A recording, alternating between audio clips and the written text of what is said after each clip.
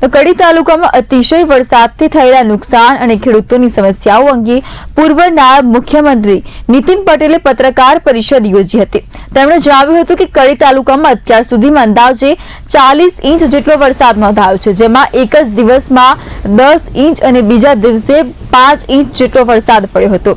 ભારે વરસાદ અને પાણીના નિકાલના અભાવે ખાખરિયા ટપ્પા વિસ્તારના 27 ગામોના ખેતરોમાં પાણી ભરાઈ ગયા હતા, જેના કારણે ખેડૂતોના પાકને મોટું નુકસાન થયું છે। ખેડૂતોને સહાય મળે તે માટે તાત્કાલિક સર્વે કરાવી વળતર આપવા મુખ્યમંત્રી અને કૃષિ મંત્રીને પત્ર દ્વારા રજૂઆત કરવામાં આવી હોવાનું તેમણે જણાવ્યું હતું। 27 ગામોના ખેડૂતોને પાકનું બહુ મોટું નુકસાન થયું છે, એટલે આ ખેડૂતોના નુકસાનનો સર્વે કરી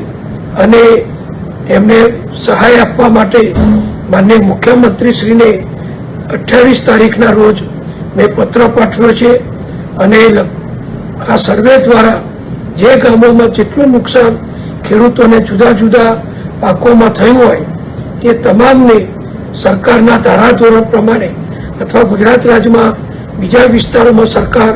ખેડૂતોને જે સહાય કરે છે પૂર આવવાના કારણે થયેલ નુકસાનથી, તો એ પ્રમાણે